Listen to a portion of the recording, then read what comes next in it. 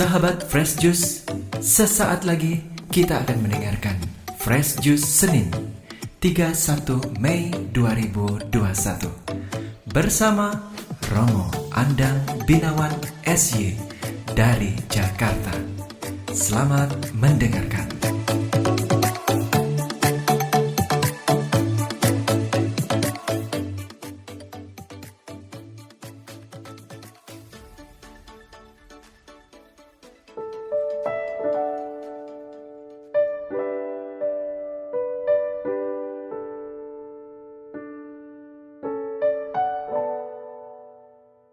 Saudara-saudara terkasih, para pencinta Daily Fresh Juice yang saya kasihi, salam sejahtera, shalom. Saya Andang Binawan dari Gereja Teresia Jakarta ingin mengajak merenungkan sebuah kisah yang sangat terkenal. Karena hari ini, 31 Mei, kita bersama-sama memperingati pesta Santa Perawan Maria mengunjungi Elizabeth. Sebuah kisah yang cukup kita hafal sebenarnya, tapi tentunya akan lebih baik kalau kita bersama-sama mendengarkan Injil yang akan saya baca, dan kita juga awali dengan doa singkat. Dalam nama Bapa dan Putra dan Roh Kudus, amin. Allah Bapa yang Maha Pengasih, kami bersyukur untuk segala rahmat yang Kau berikan pada kami, terutama juga Engkau memberikan teladan bagaimana kami beriman dengan kehadiran para santo santa yang bisa menjadi petunjuk bagaimana mengikuti Engkau sebagai jalan kebenaran dan kehidupan. Hari ini kami ingin memperingati bagaimana Bunda Maria dan Santa Elizabeth berjumpa dan mereka saling mendukung di dalam perjalanan mengikuti panggilan mereka masing-masing. Bukalah hati kami supaya kami mampu juga mendengarkan petunjuk-Mu, dan dengan demikian kami dapat memuliakan nama-Mu dengan hidup kami kini dan sepanjang masa. Amin. Dalam nama Bapa dan Putra dan Roh Kudus. Amin. Saudara terkasih, saya ingin membacakan Injil Lukas bab 1 ayat 39 sampai 56.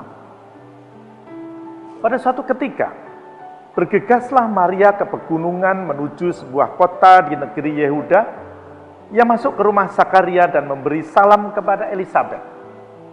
Tatkala Elizabeth mendengar salam Maria, melonjaklah anak di dalam rahimnya.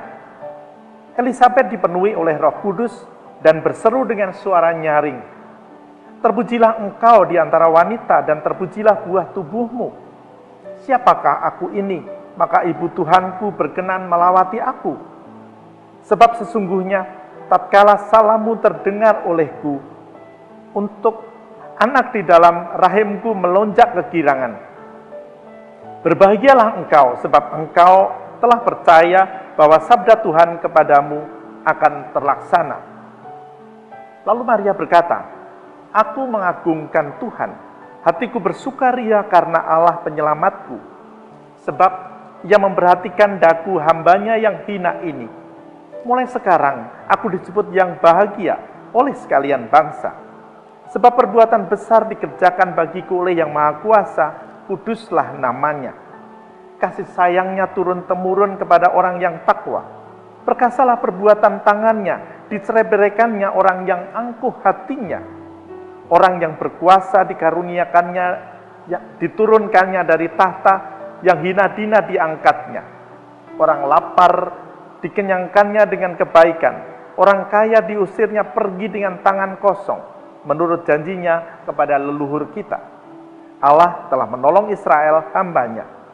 Demi kasih sayangnya kepada Abraham serta keturunannya untuk selama-lamanya."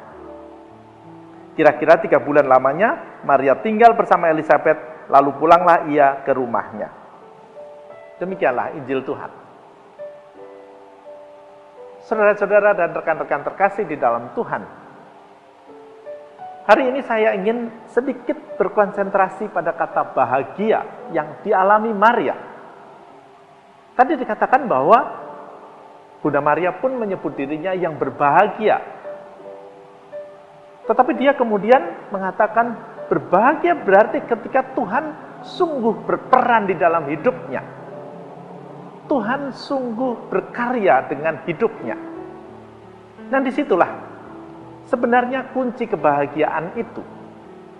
Kebahagiaan itu bukan pertama-tama seperti apa yang pernah dikatakan seorang perempuan pada waktu Yesus sedang berkhotbah. Masih ingat kisah itu bukan? Oke, kalau tidak ingat saya ingin sedikit menyinggungnya. Anda bisa membaca di dalam Injil Lukas. Suatu hari ada seorang perempuan pada waktu Yesus berkhotbah mengatakan, "Wah, mamamu atau ibumu pasti bahagia.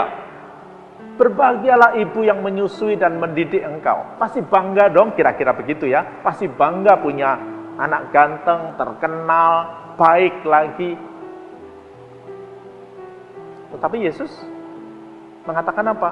Yang berbahagia ialah mereka yang mendengarkan sabda Tuhan dan melaksanakannya. Nah, sebenarnya kata-kata itulah yang mau saya coba kontraskan. Tentu saja orang boleh tanda petik bangga punya anak yang luar biasa. Tetapi itu bukan kebahagiaan, itu baru kegembiraan. Kegembiraan adalah ketika kita sebagai manusia secara emosional, secara mental, secara batin mendapatkan kegembiraan, kebanggaan. Tetapi kebahagiaan itu lebih dalam. Kebahagiaan adalah pengalaman rohani bersama Tuhan. Pengalaman di mana Tuhan itu berkarya di dalam hidup kita. Nah, mungkin akan lebih kontras lagi kalau saya menyebutkan bahwa ada kata yang lain yang suka kita pakai, yaitu kata senang. Biasanya memang saya mau mengontraskan tiga kata itu, senang, gembira, dan bahagia. Bagi saya senang itu adalah hal-hal yang menyenangkan karena kebutuhan-kebutuhan fisik kita tercapai. Makan enak, minum enak, tidur enak. Gembira adalah sesuatu yang pengalaman di dalam batin kita. Ketika kita mendapatkan prestasi, kebanggaan, juga diakui teman-teman, itu kegembiraan. Tapi kebahagiaan adalah peristiwa di dalam roh kita. Bagaimana hidup rohani kita itu dipenuhi. Dan seperti tadi dikatakan oleh Yesus, kalau kita mampu melaksanakan kehendak Bapa, maka lalu akan ada sukacita penuh, ada kebahagiaan. Nah, yang mau saya katakan adalah bagaimana caranya kita mau atau bisa mendapatkan kebahagiaan itu. Marilah kita belajar dari para atlet. Para atlet untuk bisa mendapatkan prestasi, untuk bisa mendapatkan tanda petik kebanggaan, achievement, maka mereka harus berlatih keras, bukan? Mereka harus bangun pagi, latih fisik, juga tentunya latihan-latihan yang lain. Dan itu tentu tidak menyenangkan. Orang yang harus bangun pagi kan tidak menyenangkan karena maunya kita ya baring-baringan, santai-santai. Latihan fisik tentunya orang itu kan punya kecenderungan mager, malas gerak, tetapi dia harus latihan. Dengan kata lain, untuk bisa mendapatkan kegembiraan, orang harus berani menunda kesenangan. Maka sebenarnya tanda petik resep untuk mendapatkan kebahagiaan pun sama. Kita harus berani menunda kesenangan, juga menunda kegembiraan. Apa artinya? Ya, kita harus tahu bahwa kegembiraan-kegembiraan itu bukan satu-satunya tujuan dalam hidup kita. Kadang-kadang kita merasa bahwa Tuhan tidak memberikan yang kita inginkan. Tuhan tidak mengabulkan doa kita.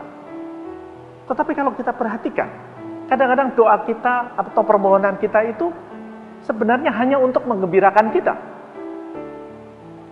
Bukan sungguh kebutuhan hidup, tetapi keinginan. Tentu saja kita boleh gembira kalau doanya dikabulkan. Tetapi kalau kita mengira bahwa Tuhan harus mengabulkan doa saya supaya saya bahagia, tidak. Kebahagiaan itu juga kadang-kadang harus dilalui dengan duka cita. Bunda Maria,